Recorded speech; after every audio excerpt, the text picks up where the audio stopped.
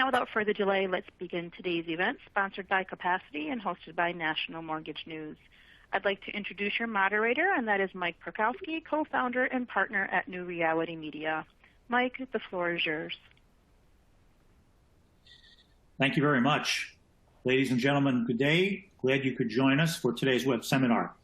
As you heard, my name is Mike Perkowski. I'm pleased to be your moderator for today's session, Why Automation is the Key to Success in 2022. Before we go any further, I do want to again acknowledge and thank Capacity for sponsoring today's program. We appreciate their support. Today, we're fortunate to be joined by two guest speakers with extensive knowledge on this topic and who will be here to share their insights and answer your questions in the Q&A part of today's program. John Heck is Senior Advisor of Lending Solutions at Capacity, a software technology company that uses artificial intelligence to automate support for clients and employees. John's passion is to transform the mortgage industry by delivering a digitally native and cloud-delivered mortgage platform, which standardizes asset creation based on investor needs while delivering a true value proposition. He'll be joined by his colleague, John Levonick. John is a regulatory compliance attorney and has focused his career on assisting loan originators, servicers, and capital markets participants navigate the ever-changing, complex credit risk and regulatory compliance landscape in U.S. housing finance. John is currently the CEO of Canopy, providing due diligence and quality control for secondary mortgage market transactions. We're pleased to have both of them here. So let's get started. I'm going to turn the proceedings over to our first presenter, and that's John Heck. John, the floor is now yours. Thanks, Mike. So we were asked to talk about predictions for 2022, focusing a little bit on the servicing end of things. And I'll speak on behalf of John. We both believe that the acceleration of change is probably going to be driven from the capital markets down to the origination segment of the industry. And, you know, I'll footnote this and say that in my opinion, you know, innovation, technology itself is something that needs to create a better business solution, not a shiny object that somebody can go license and connect to their current system of record. I think that there's a lot of that happens many times in the origination end of things. The servicing end of things, traditionally, as most of you know in the servicing world, is controlled by two large companies. And those systems have been around for a long time. So I think one of the things that we want to talk about in our presentation today is that sometimes you need to create innovative solutions that the customer really doesn't even understand they need. You just have to deliver the solution that's based upon a better business execution. And the other side of it is anybody that's been born after 1970, they're going to expect some type of a highly sophisticated, automated customer experience. And, you know, the worst thing in the world is to call the servicer up and wait, you know, 23 minutes to talk to somebody about your tax bill or your hazard insurance policy. I think people expect to do things on the internet and they expect to get information quickly. I think that's kind of the basis for our expectations have created very little patience for us to wait for data. Part of what Capacity provides, and I think automated support platforms in general are the answer to connecting myriad and disparate systems of record or fintech providers to systems of record with one central location that people can navigate themselves, meaning employees on an intranet, customers through an intranet, salespeople, et cetera. I think that the ability to integrate automated support platforms with your current technology that you've already invested in, I think is tantamount to transition and innovation. Nobody's going to rip out a complete system, put a new system in. Well, some people will, but not a good strategy when you're operating a business. So as we look at, what is an automated support platform? And it involves things like neural networks and artificial intelligence and machine learning, natural language processing, predictive analytics, all the things that are happening in our normal life with Siri and our iPhones, spell check on text messages, SMS. I mean, we're all used to what's happening, but we need it to happen in the mortgage industry on a much more sophisticated basis. The other statistic that really just hit me between the eyes, in 2020, 82% of the 9 million refinances left their current servicer to go to a new servicer because the current servicer did not have a sophisticated retention protocol that identified that the customer was looking for another mortgage, and by the time they found out, it was payoff time and they lost the customer. So as we talk about systems of intelligence, which is really an automated support platform, that leads us to some of the things that are starting to happen in the capital markets. And I'm going to ask John, from a compliance and regulatory standpoint, what is a smart contract, John, and how is that being integrated into the servicing environment right now? Well, from a very high level, what a smart contract is think of it as a template of a contract that doesn't have independently negotiable elements to it. It could be a contract of adhesion that effectively requires certain data and proof of certain events to occur for the smart contract to execute. And that contract execution is pretty much set in stone. It's not a piece of paper with all of the clauses and articles that someone's used to seeing, but it's basically a contract reduced to code that automatically executes based upon the predefined events and data that it requires for it to execute. So it's simplistically said as a contract as code.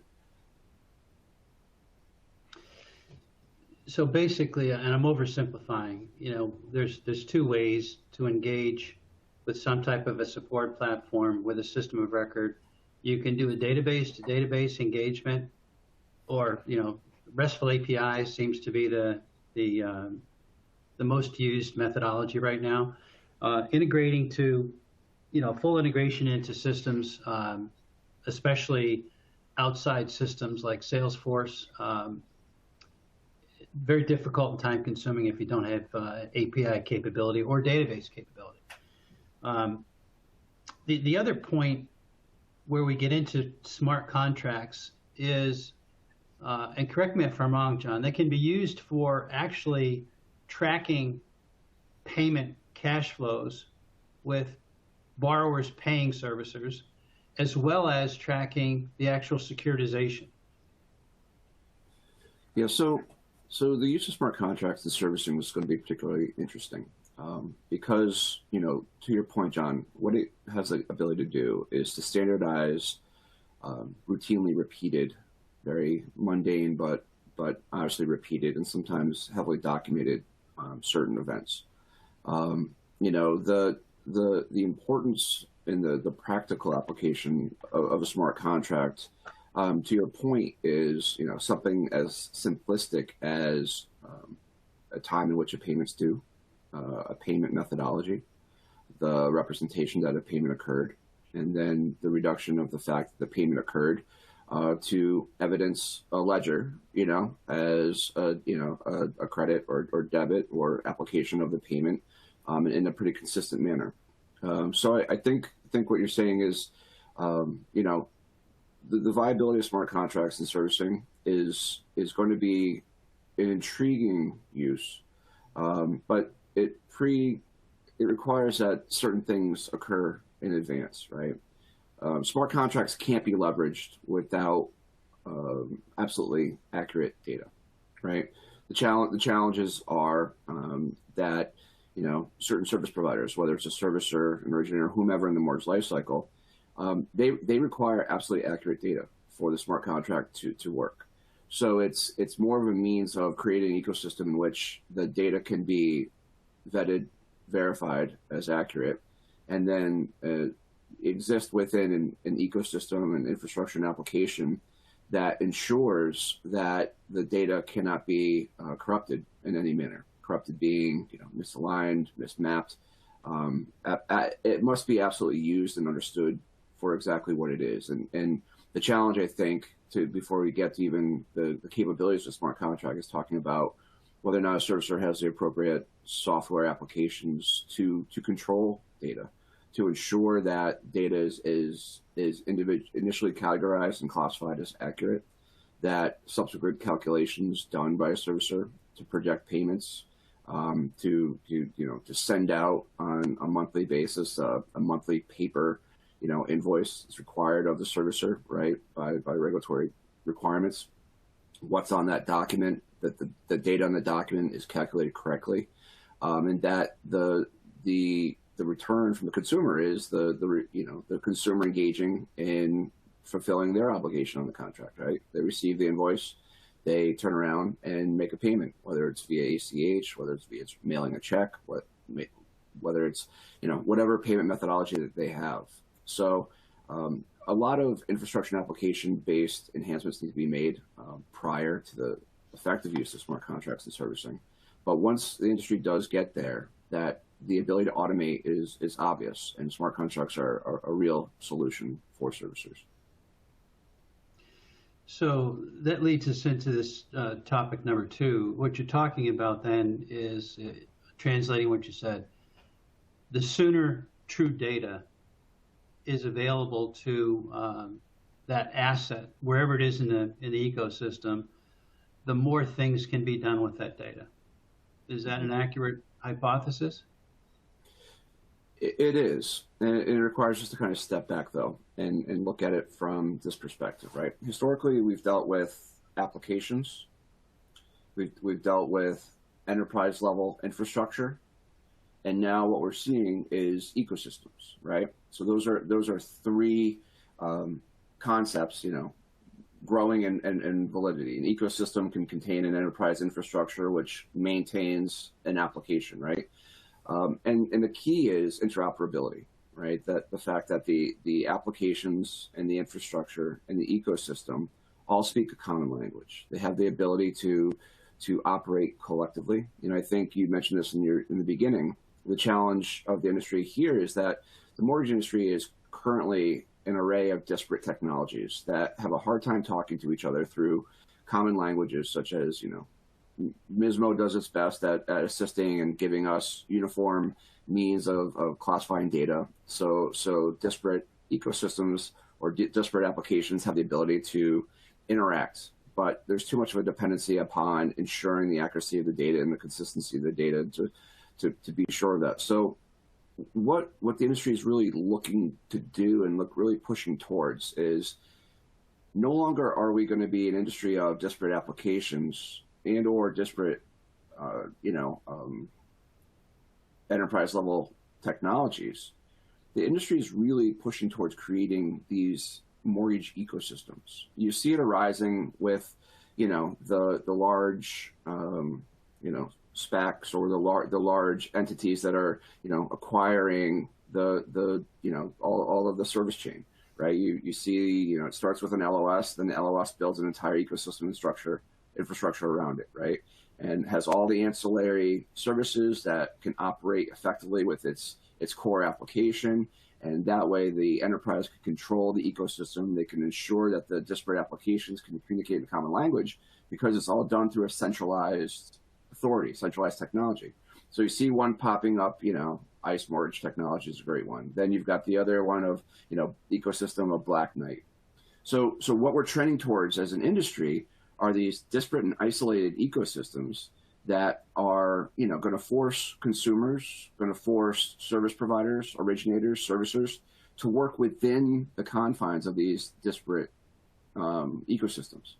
And I think for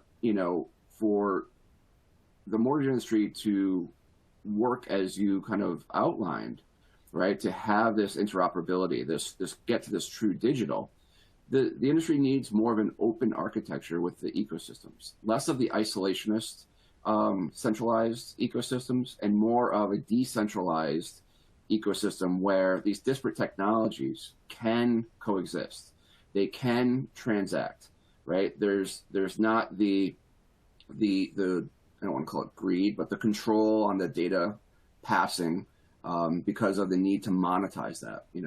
For us to be successful as an industry as a whole, servicers, originators, capital market participants, originators, we all need to live on a common set of rails. The data needs to be, move freely among these ecosystems on these rails, and allow for commerce to exist without these paywalls between these infrastructures that try to create value through gap-based standards, ARR, recurring revenue, and trying to value themselves that way, and really move towards this true digital ecosystem where you have, from the point of consumer engagement, right, that data is collected, everything can be reverse engineered through what occurred. Consumer was engaged through a direct marketing campaign. They called or emailed, went to a website. They went into a point of sale. They priced out a mortgage.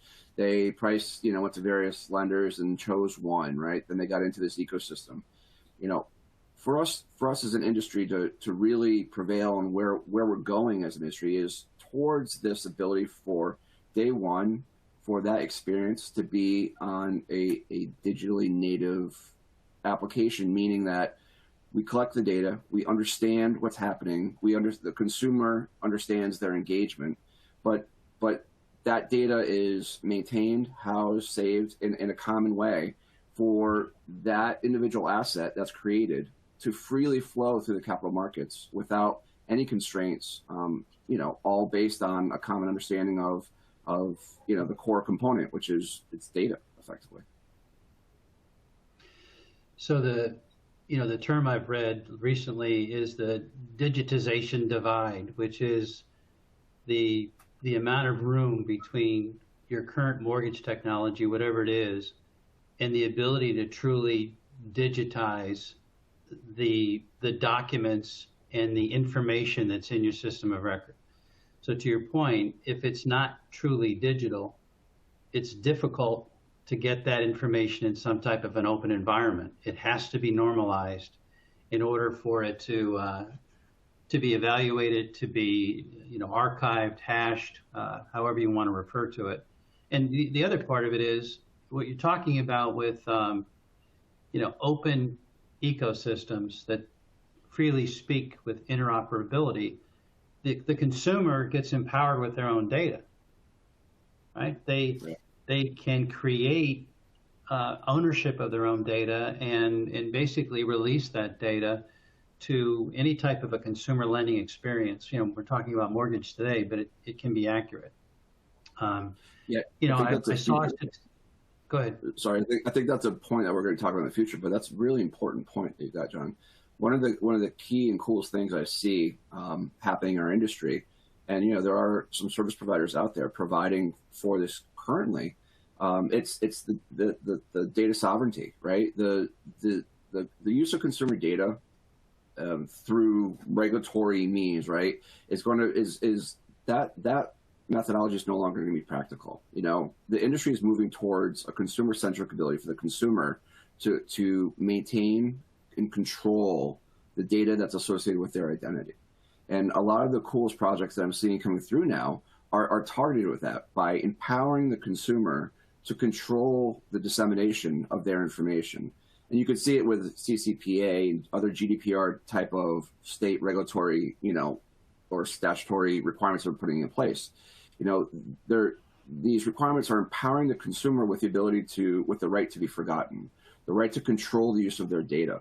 And ultimately, as an industry, what we're going to see is we're going to see consumers that truly have the ability to fulfill what the CFPB wanted in the first place through the whole TRID rewrite, which is empowering the consumer and giving them the ability to shop, right? But that means controlling their data, controlling the dissemination of their data, and not being in a position where the creditor forces the consumer to move forward with them because they feel like they're committed to the transaction because the creditor's already pulled a credit report, and that the consumer doesn't want the credit report pulled by another lender again, and that they feel almost obligated to move forward with a certain participant, right? The consumer sovereignty and the consumer owning data, I think, to your point, John, is going to be one of the biggest changes to how consumer finance works starting in 2022.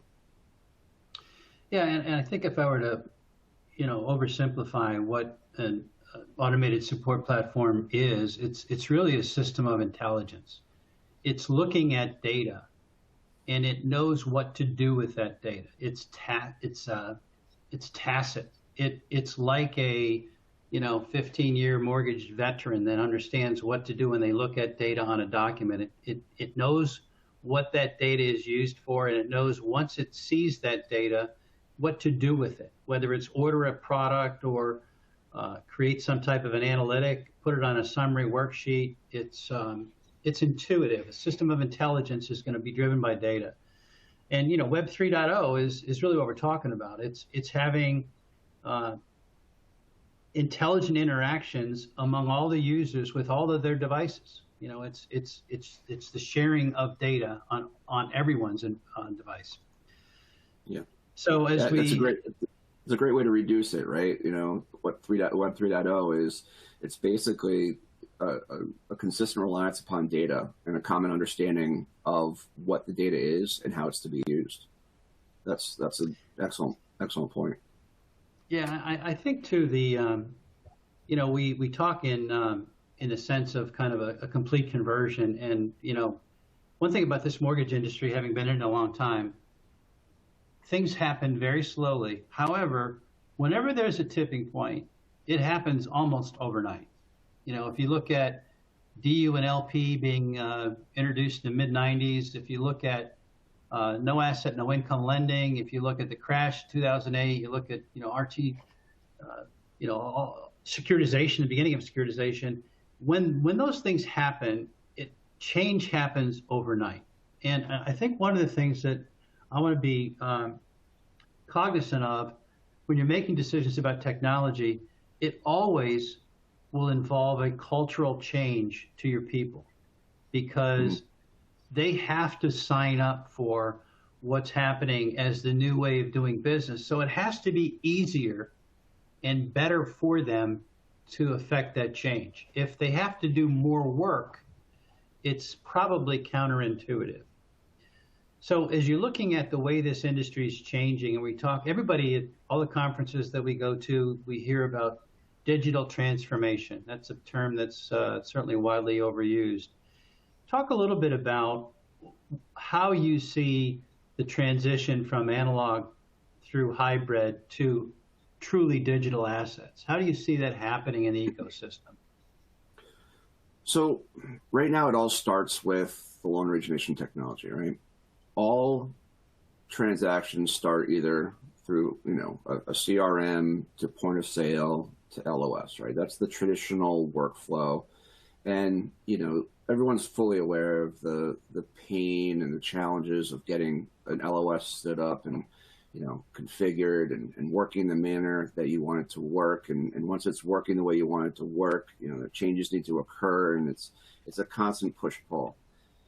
So there's the traditional, we'll call that the analog, or the ability to, in a hybrid manner, originate a mortgage, right? Then there's this next generation of, true digitally native solutions, right? And I'm not even quite sure what that means. My biggest pet peeve is the use of digitalization, digitization.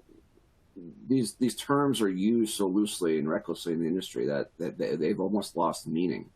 But if you look at the two paths, the path to use the monolithic manufacturing software as a service, or God forbid, even on-prem, heavyweight, application, to talk to the consumer, key data in an iterative manner, to produce documents in a timely fashion, and then to get to the consummation of the transaction, which require, consumer interaction, consumer identity validation, potentially blue ink on documents, scanned image pushed around.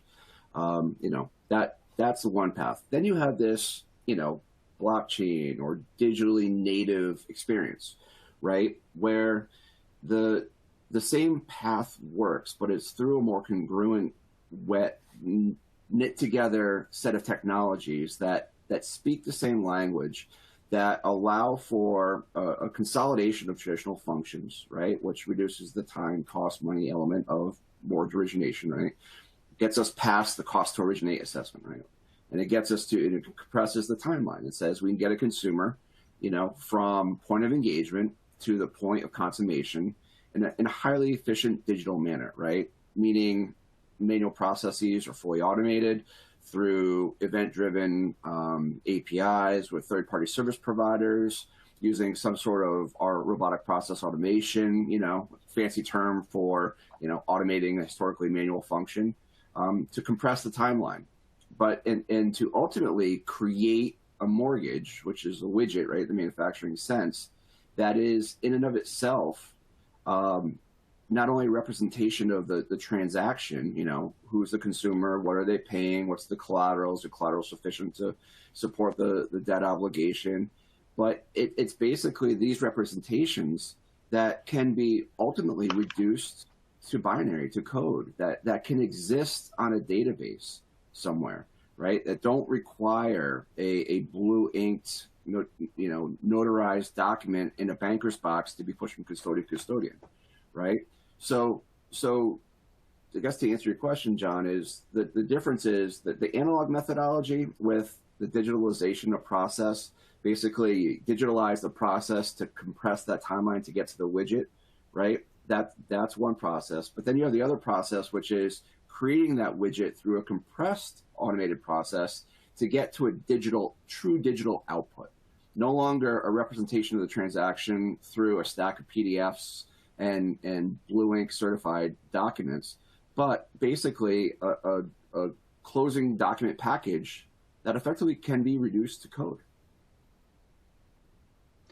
Yeah, and just to throw this out, I remember reading an article in the summer, I think it was July, where Redwood Trust did a non-agency securitization with Liquid Mortgage, which is a blockchain company, which I believe is the first in the history of the industry. So, Redwood is a certainly renowned and reputable specialty finance company, and there has to be economic value in doing that, both short-term and long-term. And I think that, when you look at innovation and you look at change, I think there's two things that, in my mind, that affect people making decisions quicker. One is loss of market share. If you're losing business to a competitor because they're doing something you're not, you have to take a serious look at what they're doing and emulate it. And two, you have to look at your key success factors in your business plan and say, how is this benefiting what the vision of my business is? Whatever that is, it may be different from different companies. And I think it's prioritized that way. If I'm losing market share, irrespective to who I am in the mortgage ecosystem, to somebody doing something differently, I need to figure out what that is quickly, because market share, especially in 2022, is going to be a critical issue. The other thing to think about with this analog to transition to digital is we're going to see products, traditional products, become data certifications. The products themselves won't exist. There'll be, a request for evaluation, for example, will be to federated repositories that pull data from multiple sources and use multiple analytics to say that property is valued at $502,000, and guess what? We're valuing it at $502,000, and we're going to put some type of an assurance wrapper around that says it is valued at that point. When you can pull product into the manufacturing system, whether it's origination, capital markets, servicing, trading, and it's data that you're pulling in rather than products that somebody has to review, and the data is all normalized, things are going to happen very quickly to affect change. The trust in the mortgage industry right now, unfortunately, relies on reps and warranties. We trust you, but we're going to make you sign this document that says you guarantee that the information is what you say it's going to be. And we found out in 2008 to 2010 that doesn't work out so well. So actually authenticating the origin of the data and authenticating that the data does in fact match the investor guidelines and archiving that data, that is the wave of the future, the zero knowledge proof that everybody will be striving for as we transition from analog to hybrid. That, if I can along really those quickly, lines, I think this feeds. Go ahead. It's a really interesting point. You touched on so many things. I'm just chomping at the bit. There's along those two paths, right? The current environment is digitizing itself and creating efficiency, but the cost benefit is not passing to the consumer. The service providers are increasing their margin through the efficiency they're garnering by the digitization or digitalization of process, right? They're compressing that timeline, but they're sitting on the increased value that it brings and doesn't pass to the consumer. This 3.0 world that you talk about, the difference here is that the paradigm shift is so different because it creates a hyper-competitive vacuum, effectively. The change is so drastic, and the cost benefits, right? Obviously, it's mortgage is simple, right? Time, value, money, right? You compress time, and that, the association of, all right, the number of people that touch a traditional loan file from, point of sale through placement in a bond or an RMBS, right? This new technology model allows for the compression of disparate functions into single functions, right? That reduces cost, reduces time, and it creates the ability to save exponential amount of money that should ultimately be passed on to the consumer. The consumer should see this because what Web 3.0 is, to your point, John, it allows for it to cut out the traditional unnecessary service providers because what they're doing is effectively redundant or duplicative. It's repeated and it's all costing the consumer at the end of the day additional money. So, in that liquid mortgage thing that you mentioned, that's the first example of our industry, in my opinion, moving to this Web 3.0 world. Right? It's the taking of an analog asset, digitalizing it to put it on blockchain for the efficiency of reporting of the economics of the mortgage. If you think about it, it's wonderfully simplistic, but by tapping into the power of emerging tech, it allows us to accomplish something that hasn't been accomplished yet. It's near real-time accounting of an individual asset, a pool of assets, a whole bond tranche, multiple tranches of assets in near real time. And it allows an investor, it allows a holder, it allows a trustee to actually capture validated data, have real payment information, and correlate that in a very effective way. I mean, that is step one to the creation of a true digitally native mortgage as an asset. And I think the industry is kind of looking at it as, oh, that's cute and that's nice. I don't quite get it. But that is the stone, the pebble that's tossed. And Liquid has created a ripple that's going to resonate for years to come because they were the first to do this, to put this first RMBS, on a public blockchain effectively with this, having this capability. So I think that's immense. Yeah, and oversimplifying, a digital twin is basically the combination of an analog file and a digital file. Is that a pretty accurate overview?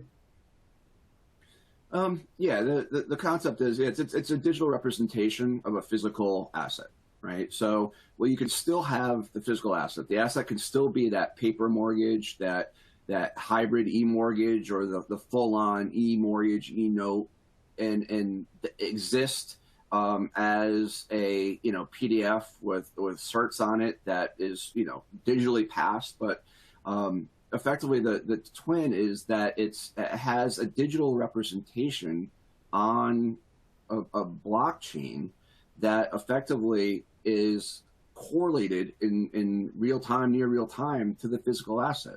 So it reflects what's happening with the physical asset in a standardized, controlled, data reporting mechanism such as blockchain.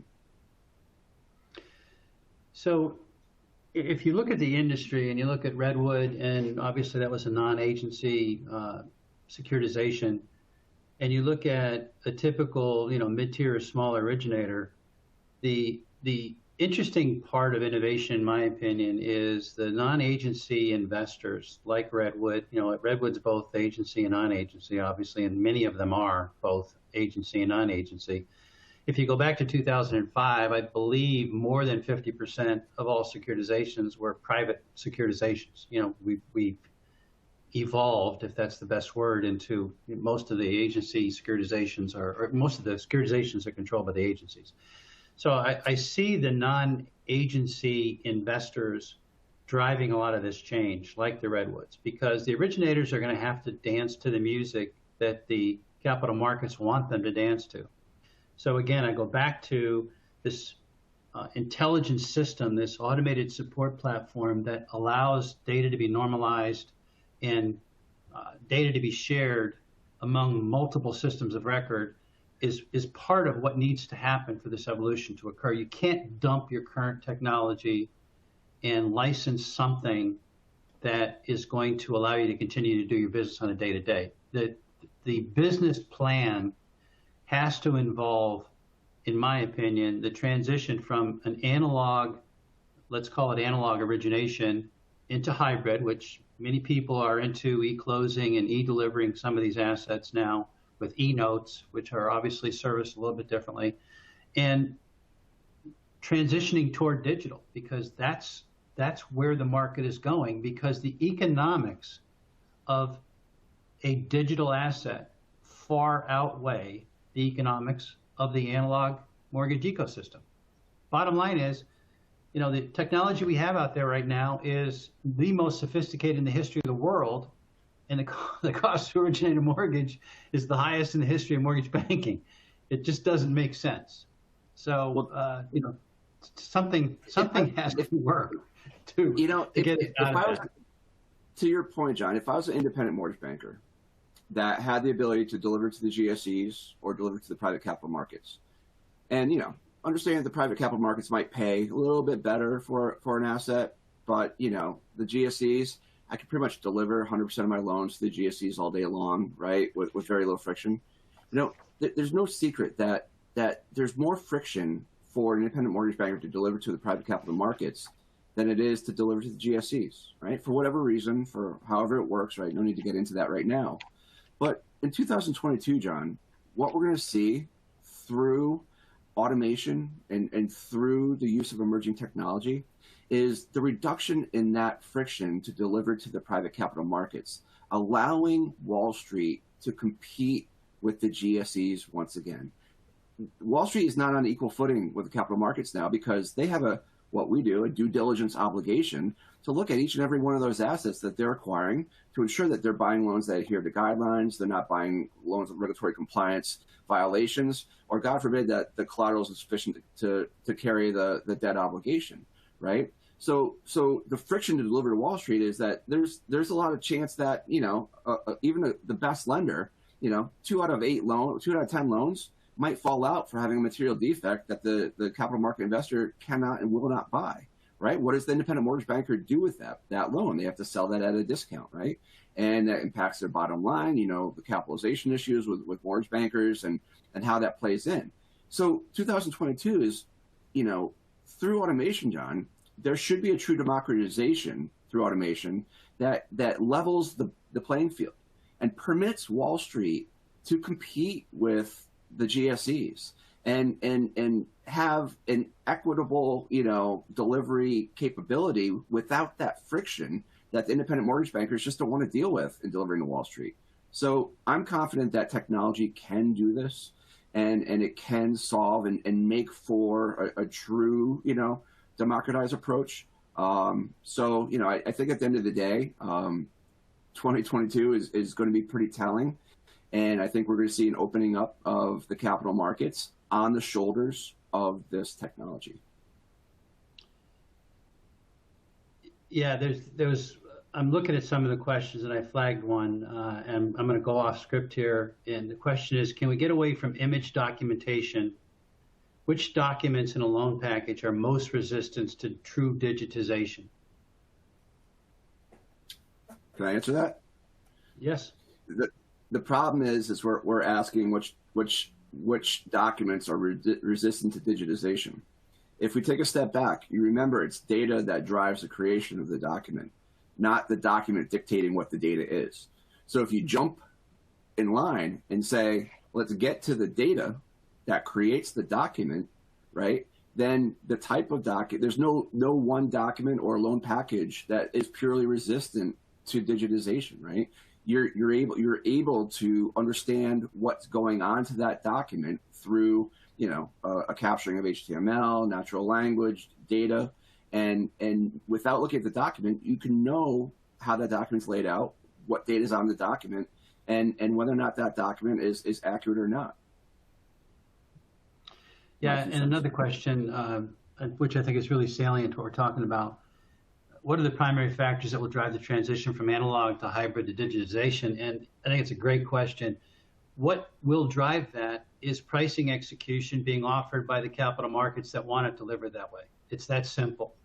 You know, if you want you know, I've been around for over 34 years in this industry, and, you know, if you want e-delivery or e-close loans, then buy them.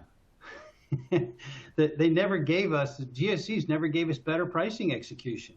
So I think the capital markets that John just outlined, they're going to say, here's our pricing, but it must be delivered this way. They will change the way assets are being delivered, and there'll be technology solutions that actually go to data sources and track the API of where that data came from, the actual true data source, store it, and be able to transmit a completely digital file to the investor with it locked down. And, you know, in John's world and the due diligence world, there's no reason to preempt the ability to do a, you know, real-time third-party review of a file before it even closes. I mean, it hasn't been done to date, but think about the savings to the industry if you can eliminate the cost of post-closing. So we've got about 6 or 7 minutes left before we start asking or opening up for other questions. John did allude to the fact that, and, you know, part of my background is working for IBM and working with blockchains. And at the time, interoperability was something that people kind of thought about, but everybody had these little closed environments they wanted everybody to participate in, which led us right down the same snake hole that the mortgage technology has delivered to us over the years, and that is it's a closed environment. You know, one thing that John alluded to is no matter what the system is that you're operating on, it has to be open and it has to be interoperable. Now, it doesn't mean that it's not secure. It has all the security features, but it has to be an interoperable solution so that data can be normalized and traded or transacted very, very quickly. And, you know, the other component of this industry that leads to defect and cost is time. Time is not a friend to any part of the transaction of a loan. And if you think about data, you know, I call this kind of bingo decisioning or bingo logic. If an AI system is gathering all the data that's needed to run a review, it's not binary or linear. It's simultaneous. Once all the bingo fields are filled on that card, you can render an electronic decision that somebody can audit. It knows what data it needs, and when it sees the data, it knows if it meets the needs of that particular guideline, for example. As I flip over to the last slide, and, you know, when I was getting ready to put some bullets down for this presentation, I just went online and I asked how many decentralized platforms are there where I could trade currency, cryptocurrency. And within seconds, I identified 30 different trading platforms for buying and selling cryptocurrencies. And, you know, from a legal standpoint, John, could you please talk quickly about what is a stablecoin and how is that different from a cryptocurrency? You're pushing the limits of my knowledge, John. So from a very high level and a very unsophisticated explanation is a stablecoin is a one-to-one representation of fiat currency. So it's a cryptocurrency that is on a one-to-one basis backed by, we'll say, the US dollar. So like the USDC, the US dollar coin, right? It permits the, you know, the best way to say it, John, is, I'm going to show my age here. It's like going to the video game arcade, right? You throw the dollar in the machine, you get 4 tokens out, right? Those tokens are collectively worth $1, but are they usable outside of that arcade? Probably not. But you can use those tokens inside the arcade for what equals to be 25 cents per use, and you've got 4 uses, right? So it's effectively the same thing. It's a cryptocurrency that is a representation on a one-to-one basis of a fiat currency. So instead of $1 passing over the wires, it allows for a representation to pass over the wires that can be exchanged for $1, effectively. Yeah, and I'm scrolling through some of these questions as you were speaking. One of the questions is, which part of the mortgage ecosystem will be the largest proponent of digitization adoption? And hands down, it will be the capital markets, because they will dictate the way they want assets delivered. And once they get the assets delivered in that format, they're going to change the whole trading environment on the back end. And that will happen relatively quickly, in my opinion. I think that, it's something where if there's better pricing execution, that will affect the change. And you guys know in the capital markets, you're talking about, 3, 4, 5 basis points with huge portfolios, meaning generating a tremendous amount of either cost savings or new revenue sources. And another question, the best way to measure success after implementing new technology? Again, I think that what I've seen in my tenure in this industry is that people get a little bit enamored with, a shiny object, a technology solution, versus what is your vision for your business? What is it that you want your business to be? And then what innovation do you need? What are your key success factors to get you to that end result? And technology is an enabler for sure. But, these intelligent systems or these automated support platforms that are, many of them, not from the mortgage industry, by the way, they're, artificial intelligence is highly sophisticated and all the things that come along with it. And the irony of many of the AI companies is that many of them rely on open source code that they share among each other. So it's truly the definition of an open environment when it comes to the code. There's certainly proprietary components, and obviously there's security that comes along with SOC 2, Type 2, and all the things that everybody needs in dealing with customers. But the reality is the consumer wants an easier way to transact business. We're making it so difficult for them. And those of us in the industry, the thing that we hate the most is when we have to get a loan for ourselves, because we know the pain and suffering that we're going to have to go through to get that loan. The other part of the extreme is the capital markets. Those people are very good at figuring out how to make more money. And automation, digitization, blockchain, smart contracts, all those artificial intelligence, neural networks, the more they can rely on analytics, the better the business will be. And the more tacit artificial intelligence becomes, the more knowledgeable it gets, that it can actually look at data and say, yeah, that's acceptable, versus having to have somebody look at it. In Capacity's case, we're operating well over 95% on any type of an inquiry, and having that person that made the inquiry getting the response in less than 2 seconds. That can be an underwriting question. That can be a question from a consumer. It could be 24/7. That's where these automated support platforms fit into your operation. And if you're not involved in something like that, that's where the change happens. It'll happen in parallel to your system, because it's too hard to change the system of record.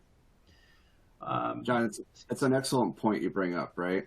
Effectively, the value is removing the human aspect from credit determinations. That's where the industry gets in trouble. The beauty of infrastructure and service providers like Capacity is that the tooling permits for predictable results, right? As and I hate to say it, right? I'm a due diligence provider. Canopy is a due diligence provider. We exist because originators make mistakes, and they make mistakes often. And sometimes they can make fatal mistakes as it relates to the manufacture of the mortgage, right? That's why we exist.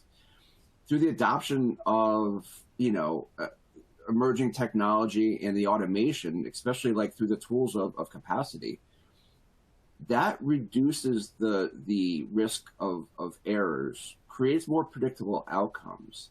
Thus, as a result, it creates an asset that's worth more to an investor, to a subsequent holder, if you think about it, right?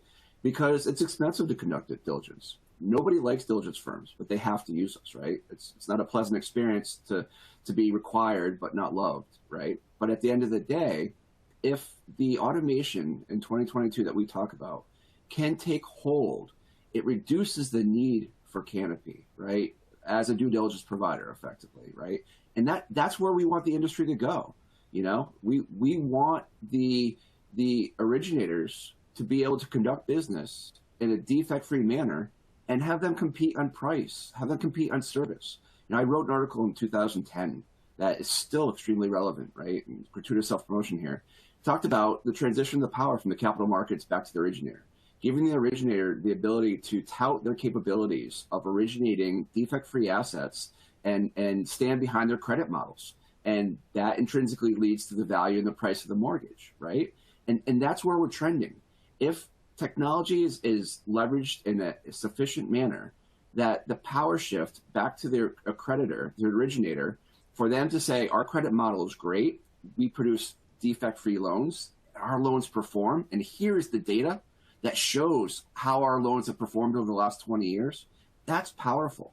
An originator sells a loan to the secondary market, they lose connection with that asset. They have no idea if that asset performs or not. And if it doesn't perform, they'll find out probably because they'll be subject to a repurchase obligation or risk. So, I think where we're trending as an industry, John, kind of exactly what you're saying, is that the secondary market's driving change, that the primary market needs to adopt better technology for them to, compete and get what they ultimately want, better margins on the loan sale. Well, the other thing too that another question that popped up is, once you track the origin of the data, and it's true data, meaning it is what it is. It's not something that was created fraudulently. It came directly from the IRS, or came directly from a credit bureau, or came the source, the code itself, the raw data came directly from a bank. And you lock that down in a blockchain. The term that was asked to be discussed a bit was immutability. Nobody can change that now. Because you have, in some cases, billions of nodes, the smart contract is the only way to affect any change to a transaction, to an asset. So if you have a centralized database, people hack it, they can get information. If you commit fraud on a file, that data can be changed. Laser printers are laser printers. Immutable data is coming from the source, it's being archived in real time, and a complete transmittal summary is created of that asset that will follow that asset. The entire transmittal summary of who did what, when on that particular file, where the data came from. In some cases, the actual API is hashed in that particular component, and it's aggregated into a file. And that digital file is something that will live and be owned by whoever owns that whole loan. And it can be updated with actual servicing payment information, new income information, credit information, change of jobs, all that stuff.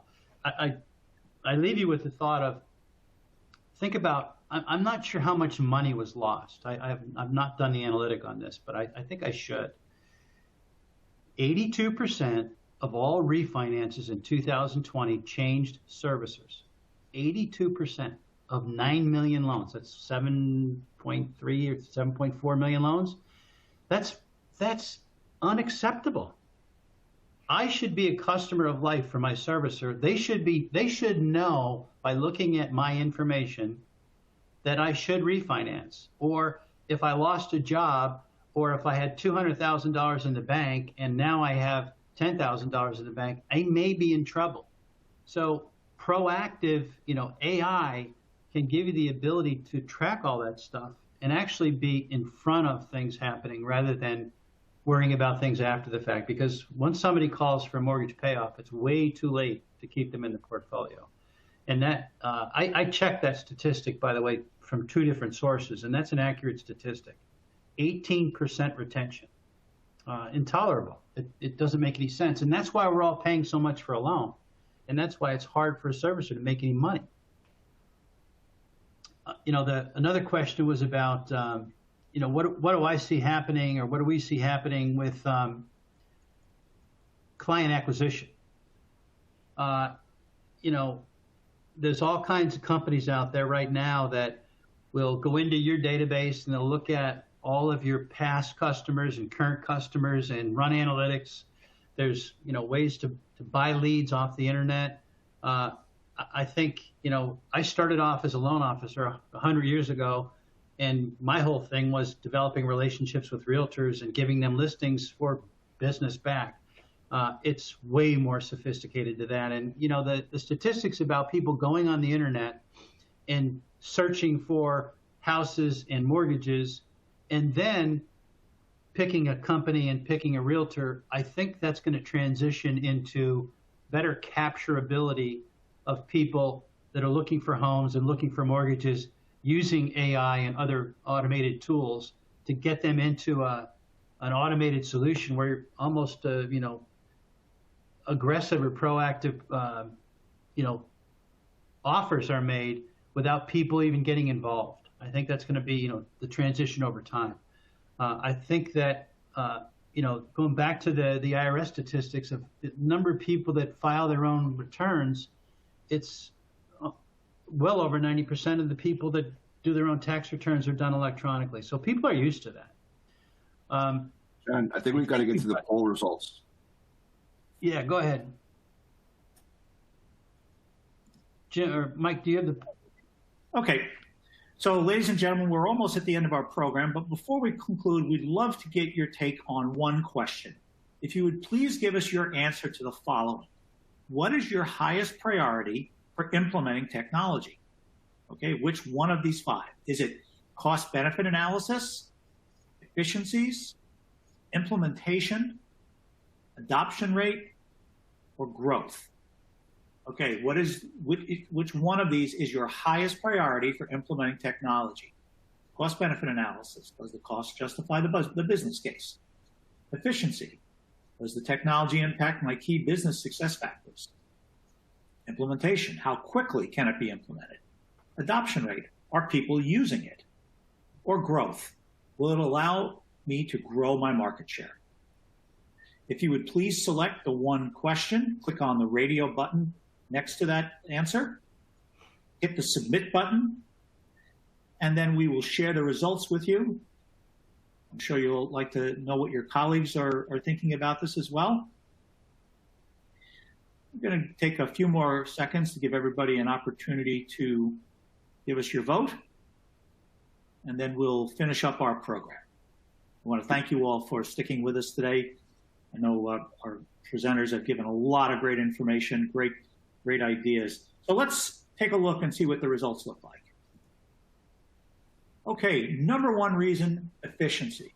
How does the technology impact my key business success factors? And by the second one is growth. Will it allow me to grow my market share? Well, that's a great place for us to end.